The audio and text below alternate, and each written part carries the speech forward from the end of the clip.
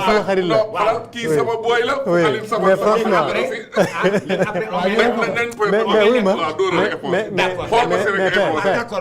mais am naa lu ma métti de. ñaareel ba ñuy dem ci match bi fi match bi toll Sénégal fi mu toll. kan moo fàttali ku nekk génne na anecdote man Pape Cheikh Sylla Caire 86 laay génnee. waaw yàgg na. lan moo xewoon avant ñuy dem lan la président Abdou Diouf wax boobu équipe bi ñaata la waroon a am pour mën a génn te amu ko ñaata nga cotisé jamono yaa ngi def école. 10 francs boobu lu xewoon te horrible. kenn mësu gis lu ma loon l'équipe avait besoin de 100 millions. wala 200 millions. ñuy dem amuñu ko ñu ne élèves yi génn leen jaaykatu gerte caaf ñetti dërëm. jaaykatu ndox ñaari dërëm. ñëpp a cotisé. Côte d'Ivoire ne équipe bu yalwaan du ko gañ.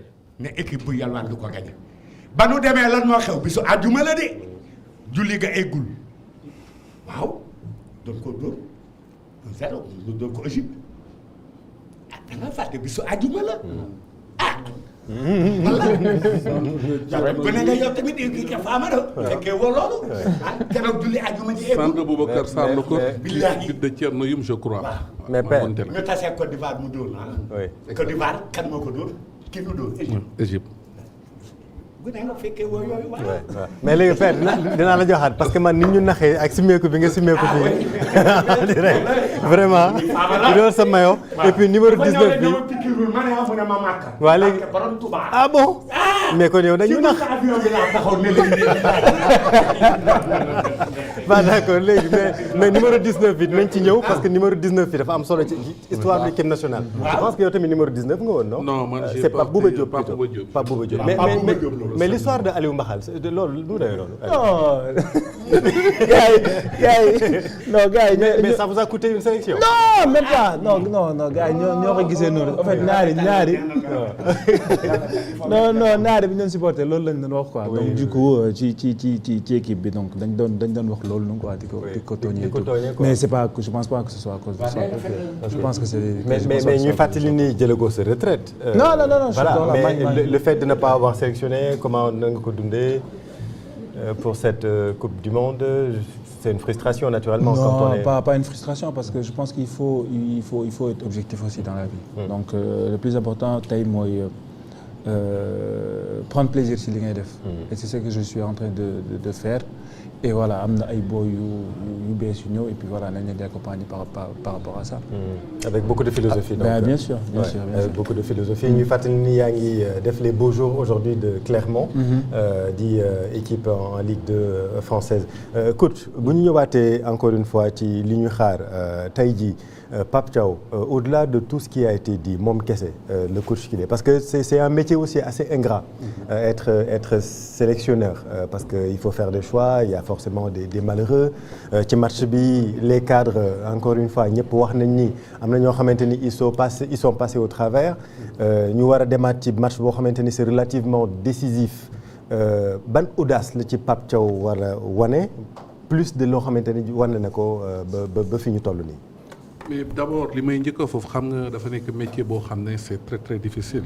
donc que soit que mu nekk le coach que soit que mu nekk joueur aussi. parce que joueur day ñëw sélection di dem day def lu baax comme mun nañ ko garder comme mun nañu ko bañ a garder aussi ça dépend des fois les choix d'entraîneur et tout ça.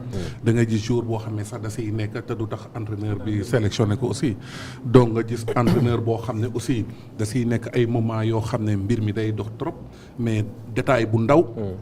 mun na ëlbati situation aussi comme ni nga ko waxee tey jii boo jëmee tey si cadre yi xam nga tey équipe boo ko yoree munoo ko yor sans des cadres. faa war a xam na li may wax.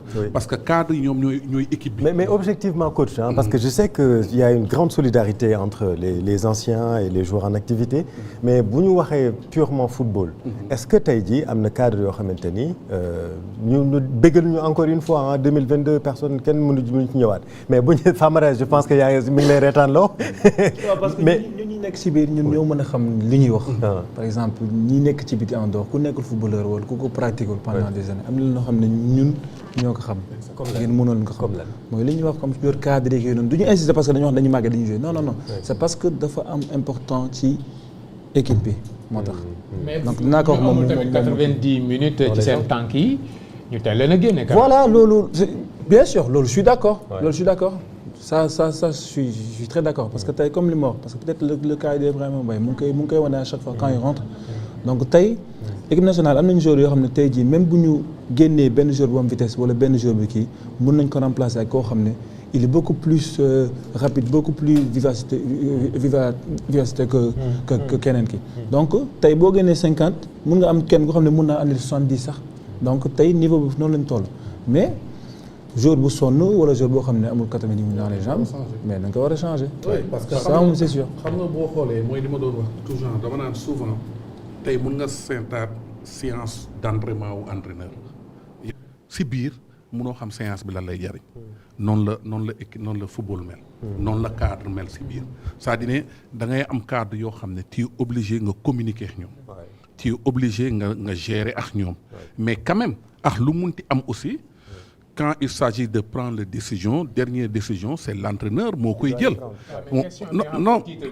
Est-ce que Sénégal nekkul équipe boo xamante ne à l'usure comme ni ko France defee à l'usure mënoo koo am parce que bu dee physiquement bees na cadre yi def nañ match bu baax. mais bi ñu ñëwee. seconde période gis nañu à l'usure la ñu France yóbbu. gis nga foofu laay waxee ne man fenn laa d'accord mooy. cadre yi boo xoolee ils ont fait un excellent match contre le France mais après biñ duggee en deuxième mi-temps mun nga ne écoute y a des certains jours yoo xam ne gëj nañ compétir. disons une excellente première mi-temps. waaw une excellente première mi-temps oui. da nga naan tey am na jours yoo xam ne gëj nañ compétir. comme exemple nga ne je peux dire Kalidou Koulibaly gëj na compétir. je peux dire Idrissa Gana Gueye gëj na compétir. je peux dire Pape Gueye aussi gëj na compétir. mun naa def quelques changements xam nga yow c'est ce qui est logique. mais après aussi toujours non mais toujours foofu entraîneur dafay am benn position bu muy taxawee mun na ko def mais dans sa tête danaan toujours ñii par rapport seen expérience mun nañ dem surtout que comme ma jox la benn exemple surtout quand c'est quelqu'un qui paye l'hôtel exactement xam nga sànq tu parlais le cas de Sadio Mané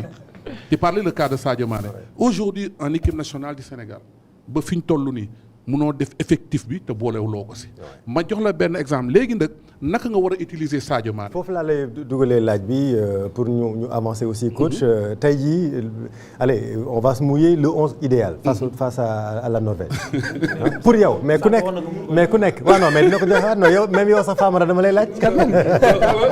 Famara di lay def non mais sincèrement pour que ñu may les internautes ñu am une idée mais ñu confiant parce que les Sénégalais ne sont pas confiants. Non seulement il y a toutes ces histoires qui sortent. mais tey jii Norvège dañu ñëw avec pleine confiance mais ñun tamit lan lañ mën a wax les Sénégalais pour ñu gën a am confiance d'autant plus que Pape Thiaw wax na aussi loolu c'est passé inaperçu on n'a pas eu de superviseur lors du match Norvège-Irak. C'est très important. Et c'est très important. Très important. C'est très important. loolu yëpp tamit ay dysfonctionnement la compte tenu de tout ça naka la ñu mën a joxe confiance les supporters sénégalais. man li ma mën a wax pour jox la classement du ma joxe classement mais dinaa la wax ne la je pense que effectif bi mun na changer tuuti.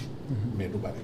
quand je dis que mun na changer tuuti am sama xalaat bu gàtt comme mun na indi Iliman Ndiaye si biir comme mun na indi Ibrahima Mbaye mais comme ce que je dis gis naa Famara wax ko tu sais Ibrahima jour la boo xam ne man je lui vois que ne tout le temps buy ñëw si banc bi si lay mën a xoolee terrain bi yëpp si lay gën a efficace parce que bu démarré néew ma efficaceul mais day dem par séquence lay demee mais boo ko indee à partir de ce banc à mon point de vue si lay defee différence mais maintenant il faut lui donner temps de jeu bu bari mooy exemple dès qu'on fait le mi-temps jàng na match bi immédiatement nga def changement 50 beneen bi aussi comme le cas de Sadio Mané il faut que Sadio Mané muy am ñu koy dimbali parce que Sadio Mané effort bi muy def si attaque si défense bi ak attaque bi dafa metti tey demal lu mel ni Argentine mais ku mel ni Messi les gens fait le boulot pour moom demal lu mel ni Portugal mais kooku Chris dañuy def liggéey bi pour moom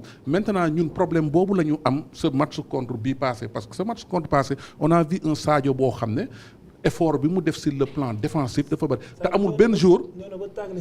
exactement amul benn jour de cadre yoo xam ne duñ ko xalaat. kii xam na li may wax amul benn jour buy nekk un attaquant ngay liggéey défensif aller-retour boo jotee ballon bi pour nga réussir que day compliqué parce que dootoo fa nekkat. maintenant man je pense que mooy ni ñu ko waxee joxe classement dina xaw a métti mais c'est sûr que équipe bi dina am changement mais du dépasser ay 2 jours. du ko dépasser parce que je ne pense pas que mu laal défense bi. man je ne crois pas que mu laal défense. À mon point de vue je ne pense. Maintenant c'est là qu'on doit concentrer si milieu si ak central bi parce que ak central bi tey boo amee ay joueurs yu mel ni Famara comme ay Allen ak yooyu dañuy bëgg duel dañuy bëgg en profondeur te daanu bi ngay daanu di jóg daf lay wàññi te boo méttee dina am ñeent te ñoom dañu yor ñaar ñoo xam ne parce que souvent Norvège ils jouent 4-4-2 dañu am ñaar ñoo xam ne sont tellement costauds te donc ñooñu bu ñu la fatigué j'ai peur que milieu terrain bi ñëw mais aussi comme ni ma ko waxee man toujours je dis que Sénégal ñun on fait partie des meilleures équipes malgré que contre la France on a perdu mais perte contre France moi je dis que mais perte contre France c'est pas la fin du monde France gagné ñu mais dafa normal il faut pas ñu comparer 2002 à tey après ni contexte ni match bi demee mënoon na bañ a demee donc parce que li ñu fa wane France mënoon nañ bañ a perte match bi aussi parce que mënoon nañ fa jëlee benn point te je l'ai dit au plateau fii nee naa leen il faut pas ñu def suñ bopp ne dañuy ñëw gagner France dañuy gagner Norvège j'ai dit que même si on prend les 2 points c'est bon maintenant c'est un calcul on va voir ce qui va se passer mais ce serait pas un match facile pour le Norvège mais pour le Sénégal alors le classement idéal de Famara Diédhiou en direct sur la matinale de Even Sport Famara mais espérer nga nekk coach j'imagine boo nekkoon à la place de Pape Thiaw wala Pape bi naan mi ngi naan non mais man mënu ma joxe classement oui mais quand même quelques bases non coach bi laa koy bàyyil le coach est là et je pense que aussi lu mu wax dëgg na mënoo def plus de deux changements ci parce que je pense que entre première et deuxième équipe mënoo changer lu bëri donc par rapport ak match France bi ñeneen ci jàngat yu bëri et je pense que les coachs ils savent ce qu'ils font mais attaque bi daal il faut mettre un peu plus de vitesse man joueur là ok oui mais joueur expérimenté c'est pas pour rien que nga nekk cadre waaw micro bi père mais doo ko laaj Famara léegi bëgguma léegi da ngay protéger sa doom voilà yow nga bëgg ça quand même vraiment tu sais xam nga bu ñu waxantee dëgg attaque Sénégal bii passé ils étaient pas mal pour être honnête nit ñi ñu ngi wax tey Sadio Mané Nicolas Jackson Ismaïla Sarr tey loo ko mën a reprocher occasion bi mu raté te foofu la football amee solo mooy gis nga attaquant loo munti mel tey 90 minutes bu la neexee nga nelaw ko nga dugal but bi yow la tey nga nekk def ngan di mat nga raté occasion bu yomb boo xam ne day tax équipe bi perte yow loolu la ñuy gis pour man même attaque bi c'était pas mal peut-être mun na am changement peut-être sama xalaat bu gàtt peut-être nekkuma si bopp Pape Thiaw mun na xalaat ne day génne Ismaïla Sarr indi Ibrahima wala indi wala indi Iliman non Jackson on va dañ leen di garder mais même man sax pour génnee Ismaïla Sarr je serais pas d'accord je préfère joxaat ko chance encore parce que Ismaïla aujourd'hui dina amal solo parce que vitesse am c'est très très très important Mamadou Mbaye c'est un jour extraordinaire Ibrahima plutôt extraordinaire man kooku je préfère deuxième mi-temps 40 minutes wala 45 bu ñuy mi-temps rek dama koy dugal parce que booy boobu bu liiree jeu bi bu ñëwee dafay dangereux man loolu laa mën a expliquer ci attaque bi du ma coach mais sama xalaat laa yaakaar mais Jackson moom bu ñu xalaat sax ne dañ koy laal parce que amuñu avant-centre bu ko gën fi ñu toll nii. du ma ne ñeneen ñi baaxuñu mais Jackson il fait partie des meilleurs avant-centres. oui kon faram nañ ko garder même si c'est pas un buteur aussi. Ouais, parce que du buteur mais aussi il fait jouer l'équipe. xam nga avant-centre dafa am ñaar il fait jouer l'équipe léegi nag après comme kuy jëloo équipe bi la mais ñeneen ñi bu ñëwee ñoom ñooy def différence bi. parce que Jackson aussi boo jëlee Ismaïla Sarr teg ko ci côté wala koo munti jël Sadio Mané mais Jackson mooy jour bi lay ñëwal. mooy jour bi lay wax il est pas un buteur mooy il n'est pas très adroit. devant le but. Exactement. Et ça c'est très important à ce niveau de la compétition quoi. En tout cas merci beaucoup on va quand même être optimiste. yaakaar na mën nañ nekk optimiste Famara lan nga bëgg tàggoo affaire yàlla bi mbaxal bi bon comme que bëggoo leeral duñ ci ñëwaat mais ci le reste de la compétition lan nga bëgg a wax say coéquipiers yi nga xamante ni ñu ngi lay seetaan peut-être. non je tiens juste à les encourager pour wax leen ne ko gars yi ñu ngi seen ginnaaw. on a perdu le premier match. donc dese nañu ñaari match tey match bi war nañ ko aborder avec plus de confiance. Et incha allah je pense que dinañ am ndam ci kaw Norvège. Après du ma terminer sans wax ni li ma gën a neex ci plateau bi mooy le fait de le partager avec sama papa sama maam sama xarit sama lépp muy Père Mbaye Ngoné vraiment koo xam ne nit dëgg la et voilà des gens comme ça dans la société on en a besoin. Absolument. Parce que day wax xam-xam day wax xalaat day neexal environnement daal. Donc Père maa ngi lay ñaanal yàlla na yàlla taxawu yàlla na yàlla aar yàlla na yàlla sàmm te lépp loo bëgg yàlla defal la ko yàlla. yaa ngi dégg kii ndax doonoo toog man ak moom ñu dem Kébémer ñëw mu ne ma non kii wax góor gi si Dieng. Ah non mais Père Sène les histoires de famille on en parle après. non góor gi si Dieng léegi nee na daf ko bëgg ndax man. waaw bien sûr góor gi si Dieng mu ne daf ko bëgg. non dama ko bëgg a laaj parce que moom mi ngi joué ba léegi yaa ngi Clermont comment ça se passe actuellement c'est la fin de saison à titre personnel quelles sont les informations yaa ngi da ngay continuer toujours Clermont wala dafa am yeneen objectif. Non pour le moment je suis en fin de contrat donc j'avais un contrat de 2 ans. Ouais, le 30 juin. Ouais. Donc je suis en fin de contrat et instant yii nii maa ngi fi et puis voilà on verra par rapport aux contacts qui vont arriver. Am na ay touches mais bon je préfère attendre un peu. Ok. Pour partir ou rester. Voilà c'est ça. laaj ko Chérif ndax dañ fa ay triplé. si dañ fa ay triplé. moom moo tax les Clermont resté d'ailleurs. c'est très important. donc contrat am donc mi ngi jeex le 30 juin et que y a des offres mais yaa ngi étudier quoi. Voilà c'est ça. Ok à l'étranger toujours en France. En France ou à l'étranger. En France ou ailleurs. Voilà c'est ça. Arabie Saoudite c'est un peu. waaw mën na nekk. maa ngi Pierre. nga yóbbaale Père. su soobee yàlla ak yoon nañu fekk borom Tuubaa moom. sooy dem Arabie Saoudite. valise bi dama ko yóbbu damay dem. merci beaucoup Famara Diédhiou donc international sénégalais merci beaucoup coach. ñuy am mbégte toujours di ànd ak yow et que ñuy espérer nag suba incha allah peut-être dinañ fi daje pour fêter sunu victoire. incha allah ñu ñaan yàlla nañu yàlla may ndam suba. donc comme ni ma ko waxee kontaan laa fi am surtout Famara. déjà sama boy la on a vécu Coupe d'Afrique bi mu jusqu'au final Coupe d'Afrique ensemble. donc mën nañu d'ailleurs préparer image boobu ñu daan ci tàggatoo. image entre Famara et coach Mamadou Diallo. xam naa souvenir boobu dina ko romb sax parce que xam naa fàtte na ko. wala nañ ko seetaan tout de suite d'ailleurs nañ seetaan cette voilà image bi ngi mu nekk bi mooy bi ngeen gagné donc la Coupe d'Afrique. exactement des moments extraordinaires. bi ñu ko gagné franchement. par Mamadou Diallo jooy na ñëpp a jooy. déjà li si gën a triste déjà ñëw jël nu tëddee médaille bi takkal ma ko. ñëw takkal ma ne ma vraiment grand lii yëpp yéen la. non yéen la parce que tey ñun je pense que ne ñun dañoo for juste yéen li ngeen jëw ba mu jóg. parce que yéen li ngeen dund ñun xaajuñu ko dund. li ngeen def ñun xaajuñu koo def. donc tey dañ leen di delloo njukkal muy yéen muy ñi fi jógee ñoo xam ne tey jii rey nañ seen bopp équipe nationale te fekkewuñu ko. di leen ñaanal yàlla xaaree naa jàll. donc lii nii yëpp liggéey bii nii ñoom ñoo ko def ñun on récolte juste les. voilà ñun daal mi ngi noonu. donc merci beaucoup message bi ma bëgg a sànnil gaynde yi laa ko bëgg a sànnil. Chérif damay ñaanal suñu équipe nationale bi yal na leen yàlla may ndam. ma leen di wax samay petits frères yi. na ngeen rester forte. match la boo xam ne match calcul la. tey jii le plus important que mooy nañu génn premier tour.